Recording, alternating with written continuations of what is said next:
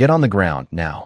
The command cut through the night air like a slammed door, sharp enough to freeze every footstep on the sidewalk as red and blue lights washed the street in restless pulses, reflecting off rain-slick asphalt and the glass windows of a quiet convenience store that had closed 10 minutes earlier, the hum of a flickering street lamp filling the silence that followed. A low electrical buzz that seemed louder than it should have been as a small crowd gathered at a cautious distance, phones half raised, breaths visible in the cool air. Angela Brooks didn't move right away, not because she hadn't heard him, but because she had, every word landing with precision, measured, cataloged, like everything else around her, her eyes steady, her posture calm, her hands visible at her sides as she turned slightly, just enough for the light to catch the curve of her cheek and the faint reflection in her gaze. Not fear, not defiance, something quieter, something observant. Officer Daniel Hayes stepped forward with controlled urgency, his boots pressing against the damp pavement, his voice firm, practiced, the kind of tone that assumed compliance before it was given. "I said get on the ground," he repeated, and this time there was no space left between instruction and expectation as the space around them tightened, the air thick with attention, the kind that builds when something feels off, but no one can yet name why. Angela lowered herself slowly, deliberately, her movements unhurried, as if she were stepping into a role already written, her palms touching the cold surface of the street, the chill traveling through her skin, grounding her in the moment while the world around her narrowed to sound and light, the distant wail of a siren blocks away, the soft shuffle of someone shifting their weight behind the yellow tape, the click of a camera lens focusing. Hayes moved in, securing the situation with efficiency, his training visible in every motion. But beneath it, something else flickered, something less practiced, a tension that sat just beneath the surface, unspoken but present, as he positioned her hands, his grip firm without hesitation, his attention fixed on control, on procedure, on being the one who decided what happened next. "You fit the description," he said, almost as an afterthought, the words landing flat in the open space between them, and for a moment, the street seemed to hold its breath, as if waiting to see whether that explanation would settle or fracture.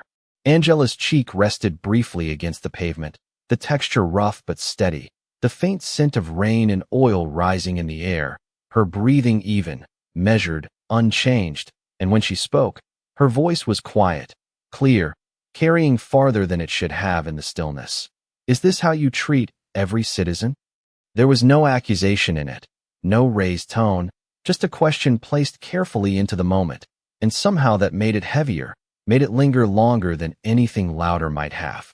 Hayes didn't answer right away, his focus shifting for a fraction of a second, not enough for anyone else to notice, but enough to register, a flicker of something uncertain before it was pushed aside by habit, by protocol, by the need to remain in control of a scene that was no longer as simple as it had been seconds before. The rain began again, light at first, a soft tapping against the pavement that caught the flashing lights and scattered them into broken reflections, each drop turning the ground into a mirror that didn't quite hold still.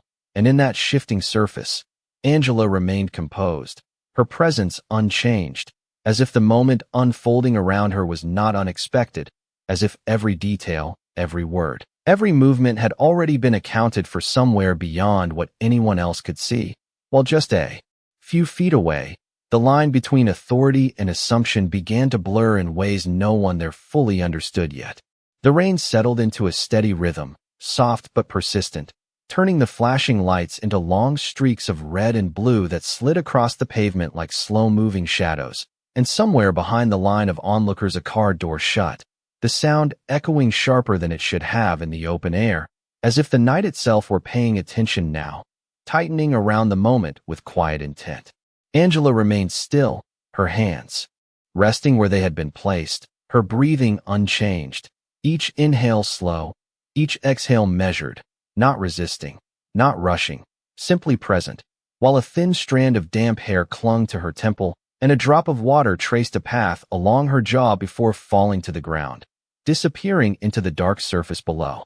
Officer Hayes adjusted his stance, the weight of the situation settling more firmly onto his shoulders, though his expression did not shift in any obvious way, his training holding him steady, his focus fixed on the task he believed he was completing. Yet beneath that control there was a subtle shift, something almost imperceptible, like a line of tension drawn just a little too tight. "Dispatch," he said into his radio, his voice low but clear. "I have one detained, possible match, requesting confirmation." And the static that followed seemed louder than usual, filling the space between words with a crackling uncertainty that did not resolve right away. A man in the crowd lowered his phone for a second, glancing at the person beside him as if to ask a question without speaking, while a woman near the edge of the sidewalk crossed her arms, her eyes fixed not on the officer, but on Angela, studying her, as if trying to understand something that did not quite fit. Angela shifted her gaze slightly, not toward the officer, but past him, toward the reflection in the window of the closed store, where the scene played out in reverse, lights flickering, figures blurred, movements softened by glass, and in that reflection, everything looked quieter, almost distant, as if the moment belonged to someone else entirely. "You said I fit a description," she spoke again, her voice calm, steady, carrying just enough to be heard without forcing itself forward. "What description is that?"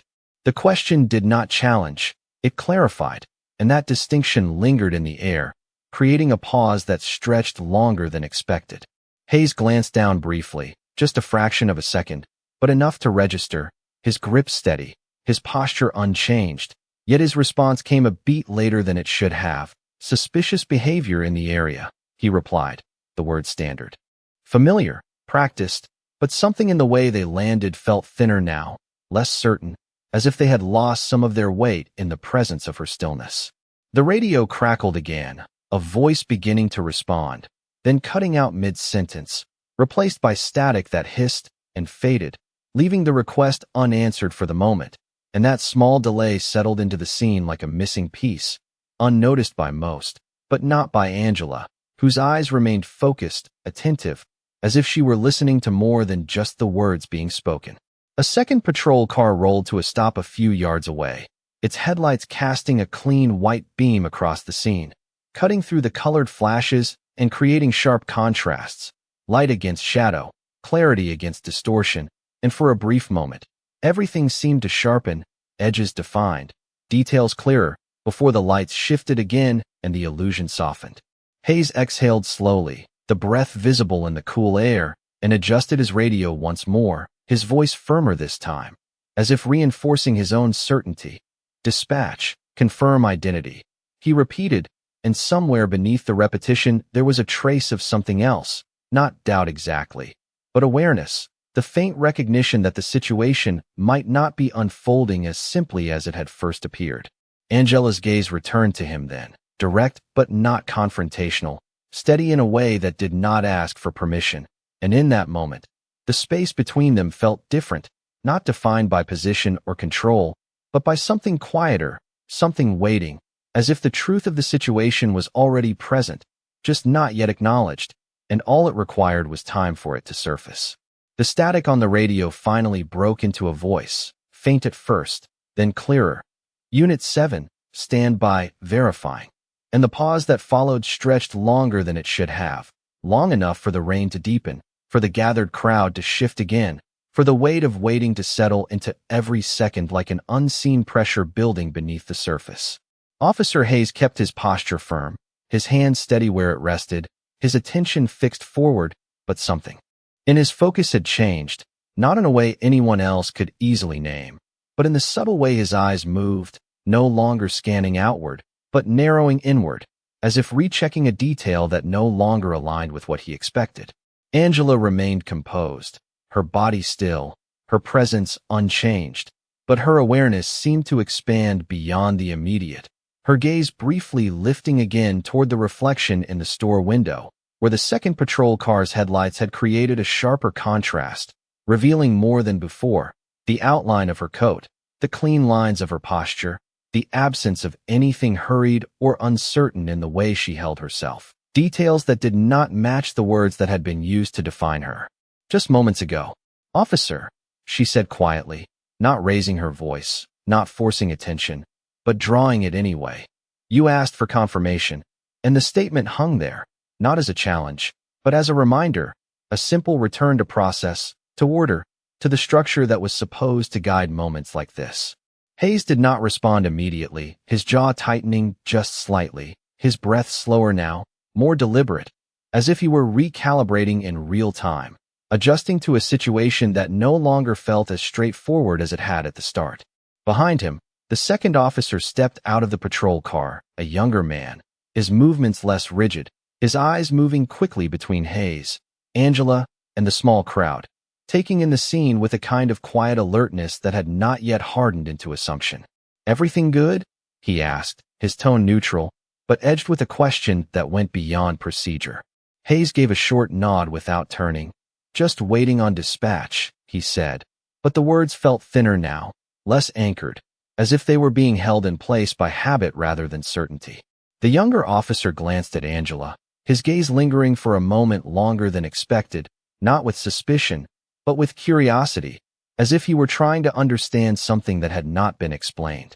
The radio crackled again, louder this time, and both officers turned slightly toward the sound, the voice on the other end more urgent now. "Unit 7, confirm location," and Hayes responded quickly, giving the cross street and the address number posted above the store entrance, his voice steady, but the speed of his reply carrying a hint of something else, something closer to anticipation than routine. There was another pause, shorter this time, followed by a shift in tone from dispatch, the voice lowering, tightening. "Stand by." It repeated, but now the words carried weight, a subtle urgency that did not go unnoticed. Angela's eyes moved back to Hayes, steady, patient, not pressing, not rushing, simply present in the space between what was happening and what was about to be understood, and in that stillness, the difference between control and clarity began to emerge, quiet but undeniable. The rain continued, steady and soft, the droplets catching the light and breaking it into fragments that shimmered across the pavement, and for a moment, everything seemed suspended, the sounds, the movement, the expectations, all held in place by the simple fact that something was about to change, and no one there, not the crowd, not the second officer, not even Hayes himself, could yet see exactly how. The radio went silent again, but this time the silence was not empty. It carried weight, the kind that settles into a scene and shifts it without warning. And Officer Hayes felt it before he understood it, a subtle tightening in his chest, a hesitation that did not belong to training or routine, but to something deeper, something instinctive that told him the ground beneath the situation was no longer as solid as it had seemed moments ago. The younger officer took a step closer, his boots making a soft sound against the wet pavement, his eyes moving once more from Angela to Hayes, then to the radio clipped at Hayes' shoulder, as if the answer might appear there if he watched closely enough. Angela remained still, her hands resting where they had been placed, her posture unchanged, but there was a shift in her presence now, something almost imperceptible, as if she were no longer simply part of the scene, but quietly guiding its direction without moving at all. "You asked for confirmation," she said again, her voice calm, steady, not repeating for emphasis but for clarity, as if she were aligning the moment with its proper sequence, bringing it back to something structured, something accountable. Hayes exhaled slowly, his breath visible in the cool air, and for the first time since the encounter began, he adjusted his stance not out of control, but out of reconsideration, his weight shifting slightly, his grip no longer as rigid, though still firm, his attention now divided between what he had assumed and what he could no longer ignore. The rain continued to fall in a steady pattern, tapping softly against the pavement, the sound blending with the distant hum of traffic and the low murmur of the crowd, creating a kind of background rhythm that made the silence between words feel even more pronounced. The younger officer spoke again, quieter this time. "Dispatch is taking longer than usual," and though the statement was simple, it carried an implication that lingered in the air, one that Hayes did not immediately respond to. Instead, he reached for his radio again, pressing the button with a controlled motion. "Dispatch, confirm status," he said, his voice steady but edged now with a need that had not been there before, a need not just for information, but for resolution. A faint crackle answered him, then a voice, clearer than before, but different, more formal, more deliberate. "Unit 7, remain in position," it said, each word spaced carefully, as if chosen with precision. Do not proceed further. The instruction hung in the air, unexpected, unmistakable, and for a brief moment, everything seemed to pause. The rain, the movement, even the low hum of the city beyond the street, all of it narrowing to that single directive. Hayes's jaw tightened slightly, his eyes narrowing as he processed the words, the meaning not fully formed yet, but already shifting the structure of the situation in ways he could not ignore. The younger officer glanced at him, then back at Angela, his expression no longer neutral, but searching, as if he were beginning to see the edges of something that had been hidden in plain sight.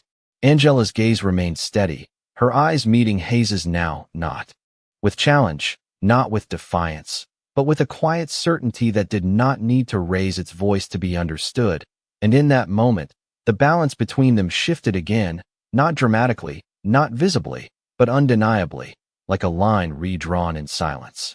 Hayes hesitated, just for a fraction of a second, but it was enough for the uncertainty to surface, enough for the structure he had relied on to begin to loosen, and as the rain continued to fall and the lights continued to flicker across the wet pavement, the realization began to form, slow but steady, that whatever this situation was, it was no longer his to control in the way he had first believed. The instruction from dispatch did not fade. It lingered, repeating itself in the quiet space between breaths. Do not proceed further. And for a moment, Officer Hayes remained exactly where he was, his hands still, his posture fixed, but the certainty that had carried him through the last few minutes no longer held the same weight. It shifted, thinning at the edges, as if the foundation beneath it had begun to give way.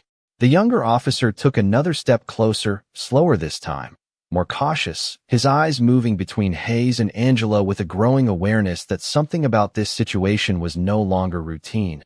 That is, not standard, he said quietly, almost to himself, but loud enough to be heard, and the words settled into the air with a kind of quiet significance that neither of them could ignore.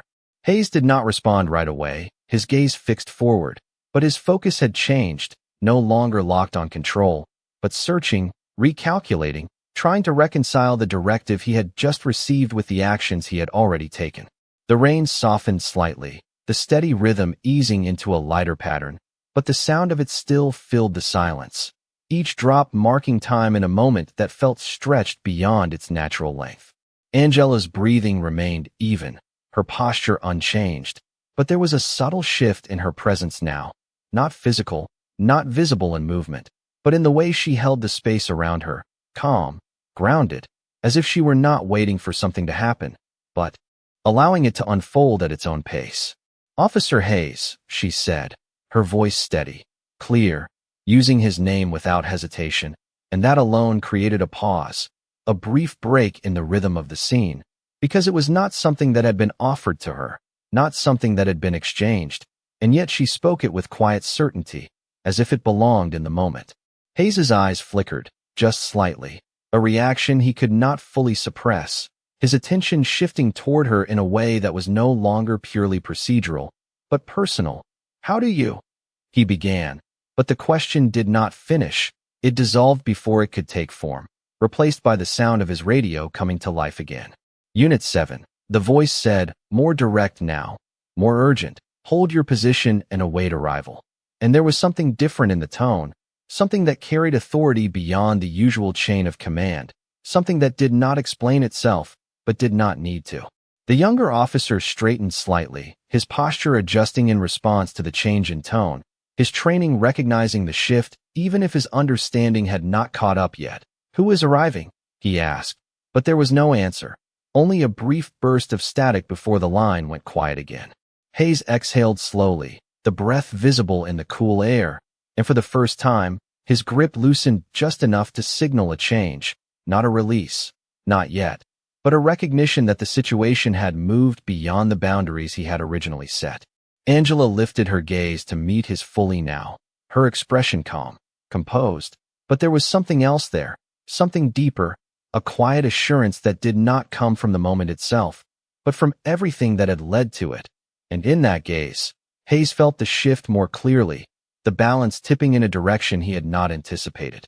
The crowd had grown quieter, the low murmur fading as more people sensed that something significant was unfolding, though they could not yet name it. Their attention fixed on the small space where authority and uncertainty now stood side by side. The younger officer glanced at Hayes again, then at Angela, then back to the street. Beyond, as if expecting something to appear, something that would explain the change in tone, the delay, the unusual instructions. And as the rain continued to fall, lighter now, almost gentle, and the flashing lights continued to cast their restless patterns across the pavement, the moment stretched again, not with tension this time, but with anticipation, the kind that builds just before a truth surfaces, quiet but undeniable, waiting for the exact second when it can no longer be held back. The street seemed to narrow as the seconds stretched, not physically, but in the way attention tightened around a single point, every sound dimming just enough for the quiet to take shape. The rain now a soft mist that hovered in the air rather than falling, catching the light in faint silver threads that drifted between the flashing reds and blues. And in that suspended stillness, Angela slowly shifted her hands, not to pull away, not to resist, but to rest more comfortably against the cold pavement, a small movement that carried no urgency, only intention. Officer Hayes noticed it immediately, not because it changed the situation, but because it did not, because it was calm in a moment that should have demanded reaction, and that calm unsettled something in him more than resistance ever could. His grip remained, but it was no longer driven by certainty. It was maintained by habit, by the echo of procedure that had not yet caught up to the reality unfolding around him. The younger officer stood just behind him now, close enough to see the details others could not, the slight shift in Hayes's posture, the steady rhythm of Angela's breathing, the absence of fear in her expression, and that absence lingered in his mind, creating a question he could not quite articulate. "You said my name," Hayes finally said, his voice quieter than before, less command, more inquiry, the words slipping out without the structure he usually held onto. And for a brief moment, the authority in his tone gave way to something more human, something searching. Angela did not answer immediately, her gaze steady, her focus clear, as if she were measuring not just the words, but the space around them. The timing, the weight of what was about to shift. "Names are easy," she said after a moment, her voice calm. "Even patterns are harder to ignore." And the statement settled into the air with a quiet gravity, not explaining itself, not expanding, just existing as it was, and somehow that made it heavier than anything more detailed might have been. Hayes's brow tightened slightly, his mind catching on the word patterns, replaying it without meaning to, as if it had been placed there deliberately, and the idea lingered, pulling at something just beneath his awareness, something he had not yet fully recognized. The radio remained silent now, but the silence was different, not empty, not uncertain, but expectant, like a held breath waiting for release. And in the distance, the faint sound of an engine approached, low at first, then gradually more defined, not urgent, not loud, but deliberate, steady in a way that contrasted with the flashing chaos of the patrol lights. The younger officer turned his head slightly, listening, his posture shifting as the sound grew closer, while Hayes remained focused on Angela, though his awareness had widened, his attention no longer fixed on a single point, but stretched across the moment as a whole. Angela lifted her head just enough to glance toward the street beyond the lights, her eyes tracking the approaching sound, and for the first time, there was a subtle change in her expression, not relief, not tension, but recognition, as if the arrival had been expected, accounted for long before this moment had taken shape. Hayes followed her gaze without meaning to, his eyes moving toward the source of the sound, and as he did, something inside him shifted again, not fully understood, not yet named, but undeniable, a quiet realization forming at the edges of his awareness that whatever was about to arrive was not simply backup, not routine, not something that would return the situation to what it had been before. The headlights appeared at the far end of the block, not flashing, not announcing, just present, cutting clean through the mist and the colored reflections, steady and white, and as they moved closer, the contrast became clearer, a different kind of presence entering the scene, one that did not need to raise its voice to be heard. The crowd fell even quieter, their attention drawn to the approaching vehicle without understanding why, their phones lowering slightly, as if instinct told them this moment required something more than observation. Hayes felt the shift fully now, the structure he had relied on no longer holding in the same way, the lines between control and uncertainty blurring into something else entirely. And as the vehicle slowed, its engine humming low against the softened rain, the moment reached a point where it could no longer remain suspended, where whatever truth had been building beneath the surface was about to step forward into the light. The vehicle came to a smooth stop just beyond the edge of the flashing lights, its engine idling low, steady, almost quiet compared to the restless pulse of the patrol cars. And for a moment, no one moved. Not the crowd, not the officers, not even Hayes, whose eyes remained fixed on the scene ahead, as if waiting for something to confirm what he was beginning to sense, but had not yet fully understood.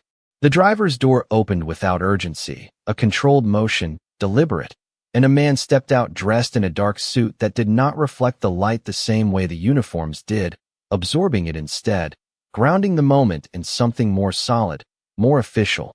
And as he closed the door behind him, the sound carried cleanly across the damp street, sharp in its simplicity. The younger officer straightened instinctively, his posture shifting before his mind caught up, his attention drawn not by recognition, but by presence, the kind that does not need introduction. Hayes did not move right away, but his focus shifted, widening, recalibrating, the line of certainty he had held on to now thinning into something fragile, something that could no longer support the weight he had placed on it. The man approached slowly, his steps measured, his gaze steady as it moved from the officers to Angela, and then back again, taking in the full picture without asking a single question, as if the answers were already present in what he saw. "Officer Hayes," he said, his voice calm, controlled, carrying authority without force, and hearing his name again, spoken now from a different direction, a different source, created a break in the rhythm Hayes had been holding on to, a fracture in the structure that had guided his actions up to this point. Hayes finally shifted, just slightly, his posture adjusting, his attention now divided fully, no longer anchored in control, but in understanding or the attempt to reach it.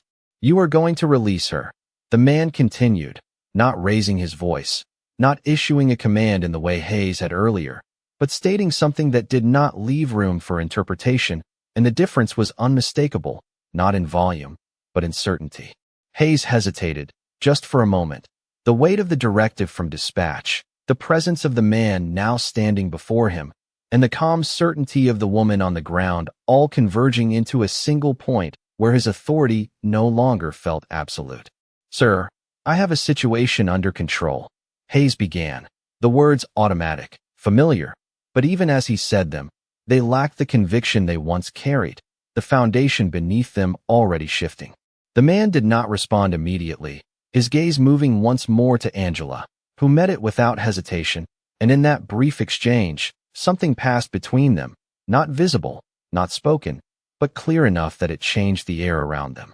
Angela moved then, slowly, deliberately, lifting herself just enough to shift her weight, not breaking the position entirely, but altering it with intention, and as she did, a small detail came into view, something that had been hidden until now, a badge clip just inside the fold of her coat, partially obscured by the angle, but unmistakable in its shape, its design catching the light for a fraction of a second before settling back into shadow.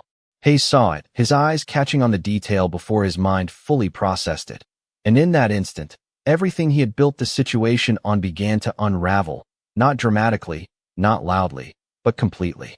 The younger officer saw it next, his breath catching slightly as his posture shifted again. This time not from training, but from realization, his gaze moving quickly between Angela and Hayes, the pieces falling into place faster than he could respond to them. The man in the suit spoke again, his voice quieter now, but heavier. "You are going to release her," he repeated, and this time, the words landed with finality. Hayes's grip loosened, not forced, not commanded, but because it no longer made sense to hold it, his hands moving away as if guided by something beyond instruction, beyond protocol, guided by the simple fact that the truth of the situation had revealed itself, and there was no longer any place to stand that did not acknowledge it. Angela rose slowly to her feet, her movements controlled, unhurried, her presence unchanged despite the shift in the world around her. And as she stood, the badge became fully visible, catching the light again, no longer hidden, no longer uncertain. And in that moment, the balance that had defined the scene from the beginning reversed completely, not through force, not through argument, but through clarity, quiet and undeniable. For a moment, no one spoke, not the crowd, not the younger officer, not even the man in the suit, because the shift had already happened, and words would only come after it settled, after the truth had fully taken its place in the space where assumption once stood. Officer Hayes stepped back slightly, his hands lowering to his sides, the movement small but heavy with realization, his posture no longer rigid, no longer anchored in control, but adjusting, recalibrating in the presence of something he had not anticipated.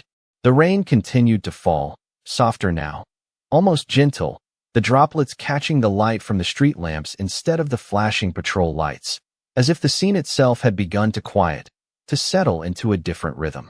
Angela stood fully upright, her coat falling back into place, the badge now clearly visible against the dark fabric, its surface reflecting a steady, clean light that did not flicker, did not distort, and in that stillness, it carried more authority than any raised voice ever could. She adjusted the edge of her sleeve with a calm, precise motion, not rushed, not reactive, simply restoring order to her own presence before addressing the one who had disrupted it. Hayes's eyes remained fixed on the badge for a second longer than necessary, as if confirming what he already knew, his breath slowing, his thoughts catching up to the reality in front of him. And when he finally spoke, his voice was lower, quieter, stripped of the certainty it had carried before. "I did not know," he said, and the words hung in the air, not as an excuse, but as a recognition of the gap between what he assumed and what was true. Angela looked at him steadily, her expression composed, not cold, not forgiving, simply present. "That is the point," she replied, her voice even, controlled, carrying a weight that did not rely on volume. "You acted before you understood," and the statement settled into the moment with clarity, not exaggerated, not expanded, just precise enough to land exactly where it needed to. The younger officer shifted slightly, his gaze moving between them, absorbing the exchange, the lesson unfolding in real time without needing explanation, his posture no longer tense, but attentive, as if he were witnessing something that would stay with him long after the scene ended. The man in the suit stepped forward just enough to stand beside Angela, not in front of her, not behind, but aligned, his presence reinforcing rather than overshadowing, and he spoke with the same calm authority. "This interaction has been documented," he said, his tone neutral, factual, leaving no room for interpretation. "Every step, every decision." And the words carried a finality that settled deeper than anything that had come before. Hayes nodded once, slowly, the motion deliberate, his eyes lowering for a brief moment before returning to meet Angela's gaze. And in that small movement, something shifted again, not in power, but in understanding, the beginning of accountability taking shape where certainty once stood. Angela held his gaze for a moment longer, not pressing, not prolonging, simply allowing the silence to complete what words had already begun, and then she spoke once more, softer now, but no less clear. "Authority is not about control," she said. "It is about judgment." And the line lingered, not as a lecture, but as a definition, one that did not need repetition to be understood. The rain eased further, thinning into a light mist that barely touched the ground, the flashing lights from the patrol cars now less dominant, their reflection fading into the background as the steady glow of the street lamps took over, casting a softer, more constant light across the scene. The crowd began to shift, not abruptly, but gradually, the tension that had held them in place dissolving into quiet murmurs, phones lowering, attention easing as the moment reached its resolution. Hayes remained where he was, his posture still, his expression thoughtful, as if he were standing at the edge of something larger than the scene itself, something that extended beyond the street, beyond the rain, into every decision he would make after this one. Angela turned slightly, her focus shifting forward, her presence unchanged, composed, grounded, And as she took a single step away from where she had been held moments before, the space she left behind felt different, not empty, but marked, as if the air itself carried the imprint of what had just been revealed. The street did not return to what it had been before. It settled into something quieter, something more honest, the kind of stillness that follows not after noise, but after understanding, as the rain finally thinned into a faint mist that barely touched the ground, and the flashing lights from the patrol cars softened against the steady glow of the street lamps, no longer dominant, no longer urgent, just present in the background like a reminder of what had passed. Angela walked forward with measured steps, her shoes making a soft, consistent sound against the damp pavement, her posture straight, her presence composed, unchanged by the shift that had just redefined everything around her. And as she moved, the man in the suit followed at a respectful distance, not leading, not directing, simply aligned with her pace, his role clear without needing to be stated. The crowd began to disperse slowly, not in a rush, but in quiet clusters, voices low, expressions thoughtful, as if each person carried away more than just the memory of what they had seen, as if something deeper had settled into them without asking permission. The younger officer remained near the patrol car, his gaze following Angela for a moment longer before lowering, his posture reflective, his understanding still forming, while Hayes stood where he was, unmoving, his hands at his sides, his shoulders no longer squared in authority but held in a different kind of weight, one that did not come from command, but from recognition. He watched her walk away, the distance between them growing not just in space, but in meaning, each step she took reinforcing what had already been revealed, that authority was not something granted by position alone, but something measured in judgment, in restraint, in the ability to see clearly before acting. The sound of her steps faded gradually, blending into the quiet rhythm of the night, and for a moment, the only thing Hayes could hear was his own breath, steady now, but heavier, as if each inhale carried the weight of what he had just learned, and each exhale released the certainty he had relied on before. He glanced down at his hands, not because there was anything there to see, but because they felt different, as if they no longer belonged to the same moment they had just been part of, and in that small, private gesture, the realization settled fully, not as a sudden shock, but as a quiet truth that would remain long after the lights were gone. The younger officer approached him slowly, stopping just a few feet away, not speaking at first, allowing the silence to hold its place. And when he finally did, his voice was low, respectful. "You did not know," he said, echoing the earlier words, but this time without assumption, without defense, just acknowledgement. Hayes nodded once, the motion deliberate, his eyes lifting briefly before returning to the street ahead. "I should have," he replied, and the difference between the two statements lingered in the air, subtle but profound. The shift from not knowing to understanding that not knowing had never been enough. The patrol lights dimmed as one of the cars powered down, the red and blue reflections fading from the pavement, leaving behind only the steady white glow of the street lamps and the soft sheen of rainwater that mirrored them, clear and undistorted. In the distance, Angela reached the waiting vehicle, the door opening smoothly, the interior light casting a brief, warm glow that outlined her figure before she stepped inside, the door closing with a quiet, final sound that carried across the emptying street.